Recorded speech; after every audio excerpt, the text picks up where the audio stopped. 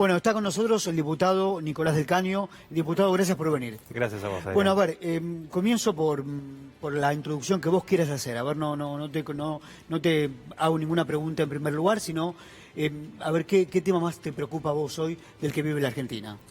No, bueno, creo que la preocupación está focalizada, por supuesto, en todo el tema sanitario y, por otro lado, en toda la cuestión económica, ¿no? Que las consecuencias del confinamiento masivo está trayendo consecuencias muy graves, sobre todo para los sectores más vulnerables, para las trabajadoras y los trabajadores, ¿no? Creo que eso está muy claro. Ayer estuvo el ministro Ginés y recién ustedes mostraban esta reunión con empresarios de la salud, que son aquellos que lucran con nuestra vida, digamos, ¿no? Entonces me parece que acá hay un problema, porque él ayer señaló algo que no es exactamente lo que nosotros veníamos reclamando, pero iba en algún modo apuntaba a centralizar el sistema de salud. ¿Qué quiere decir esto? Vos, por ejemplo, hoy en la Argentina tenés un 28% de los establecimientos que son públicos, pero el 40% de la población se atiende en hospitales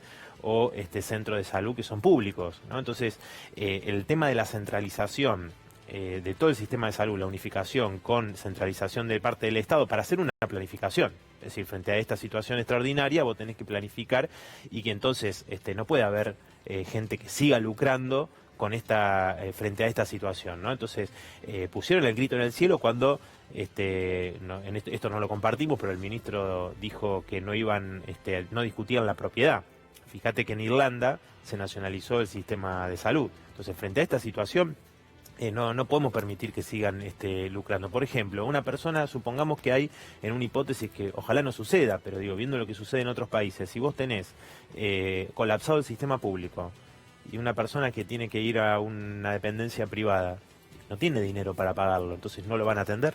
O sea, la unificación tiene que ver, ese es un elemento, tiene que ver con apuntar a las necesidades que hoy se plantean desde el punto de vista sanitario, ¿no? Bien, yo apuntaba a ver al orden de prioridades que a vos te preocupan, las has manifestado y ahora planteamos a ver al gobierno de Alberto Fernández qué hizo primero.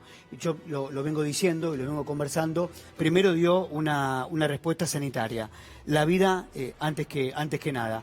Y después empezó a atender los reclamos de algunos sectores, como el de las pequeñas y medianas empresas, cómo van a hacer frente a los salarios, ya que deben pagar el sueldo de sus trabajadores. ¿Cómo lo ves en esa estrategia al gobierno? Mira, nosotros desde un primer momento lo que sostuvimos, y aún hoy seguimos sosteniendo, ayer lo hablamos con el ministro también, es el tema de que frente a la estrategia del confinamiento social masivo, sin testeos masivos, como dice inclusive la Organización Mundial de la Salud, bueno, tiene menos eficacia, digamos. De hecho, la experiencia de Corea del Sur, Alemania, otros países demuestra que el hecho de poder testear masivamente te permite aislar a las personas que rodean, amigos, familiares, compañeros de trabajo de esas personas que se han contagiado. Entonces, de esa manera, evitar la propagación o aplanar la curva de contagios, como lo hicieron en estos países. Digo, eso es lo que dicen los especialistas, ¿no? Entonces, ahí hay un punto que nosotros marcamos desde un comienzo, inclusive cuando estuvimos en la Casa Rosada también lo dijimos. Y después, desde el punto de vista económico, el reclamo de prohibición de despidos lo venimos haciendo hace tiempo. Esta medida es una medida que viene a atender esa cuestión, pero hay varios déficits. Por un lado, no es retroactivo. Ahí me estaban diciendo, por ejemplo, compañeros de una empresa de transporte en Río Negro que fueron despedidos el lunes, cuando ya se estaba hablando de la posibilidad de una prohibición de despidos. Entonces, tendría que ser retroactivo a cuando se inició esto. Se supone que las leyes no pueden ser retroactivas, es decir, es un decreto de necesidad de urgencia, no, pero por ser de un DNU tiene jerarquía de ley y no deberían poder ser retroactivas, digamos, por su propio establecimiento. Claro, deberían tener la posibilidad de ser reincorporados todos aquellos trabajadores, trabajadoras que hayan sido despedidos por lo menos desde el 29 de febrero esta parte, digamos, ¿no? Porque entonces esos trabajadores quedan afuera. Ese es un punto. Después, bueno, allí también está el planteo de la posibilidad, si hay un acuerdo de parte de los sindicatos, de acordar suspensiones con rebaja salarial. Y eso nosotros no estamos para nada de acuerdo. Creo que acá hay un elemento, eso por un lado, ¿no? El tema de la prohibición de despido. Por otro lado, lo de los 10.000 pesos, que el gobierno estipula otorgar esos 10.000 pesos a 3.600.000 personas, pero se han inscrito 11 millones. Porque muchas más personas que hoy no tienen licencia laboral paga, necesitan un ingreso. Nosotros planteamos como mínimo de 30.000 y creemos que ese dinero está, los recursos están en los grandes bancos, en los grandes grupos económicos, los grandes terratenientes, los que hacen el negociado del agropower. Si vos ponés un impuesto a las grandes fortunas y a estos sectores, podrías otorgarle por 2 meses a 7 millones de personas, los 30.000 pesos. Digo, entonces, porque 10.000 pesos, a ver, para muchos no alcanza, por más que recibas un plan de los Argentina Trabaja o algún otro beneficio, no te alcanza para nada con 10.000 pesos, ni hablar de aquellas familias que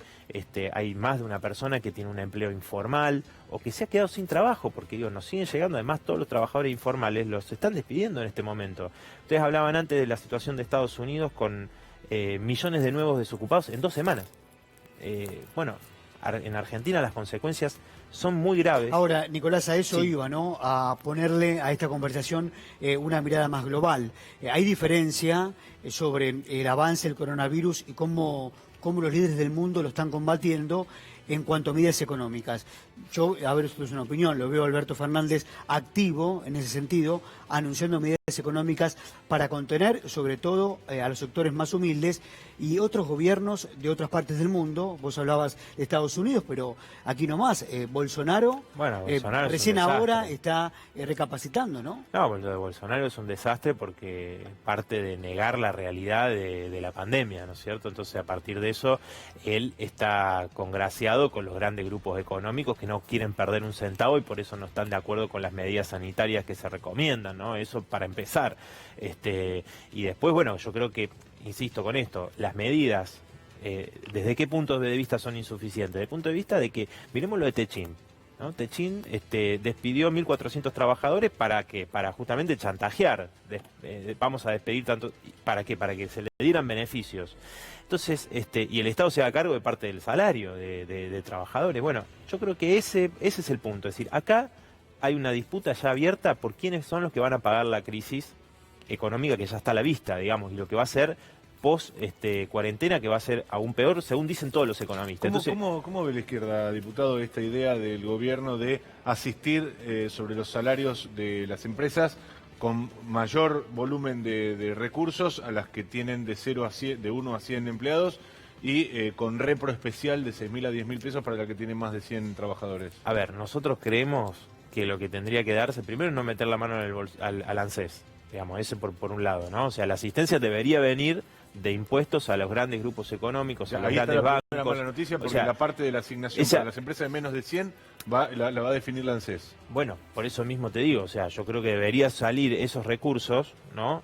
Para pequeños emprendimientos, etcétera, debería salir de los grandes grupos económicos, no del dinero del ANSES. Eso siempre se echa mano al ANSES, pero nunca se le tocan las ganancias y las riquezas a estos. Te digo, un impuesto del 3% a las grandes fortunas se podría, y a los grandes bancos, a los grandes terratenientes, se podría otorgar un salario de cuarentena por 2 meses a 7 millones de personas. Entonces, pongamos el foco en los que nunca quieren hacer ningún tipo de esfuerzo, nunca quieren pagar nada, y no en quienes siempre son los que pagan las crisis, porque muchos hablan inclusive que las consecuencias van a llevarnos a una situación similar desde el punto de vista de la catástrofe social y económica a lo que sucedió en el 2001-2002. Entonces, ¿cómo evitamos eso? Que las grandes mayorías paguen la crisis con más desempleo, con el hambre que ya existía en la Argentina antes de esta crisis, que ahora se va a agudizar aún más. Bueno, afectando, digo, ante una situación extraordinaria hay que tomar medidas extraordinarias. Quizás en otros momentos no se tomaron, bueno, ahora sí, hay que afectar esos intereses y realmente que retroceda el gobierno con el tema de la salud privada, de poder unificar el sistema de salud. Es grave, digo, porque se desa la presión de estos grupos económicos que, insisto, ellos siempre quieren sacar tajada hasta en una situación muy grave como en la que estamos hoy. Entonces, que no vengan a decir que están queriendo colaborar cuando en realidad todos están pujando por sacar tajada de esta situación, ¿no es cierto? Nicolás, muchas gracias, No, muy gracias amable. Bien, hacemos una pausa y enseguida continuamos con más Minuto a Minuto.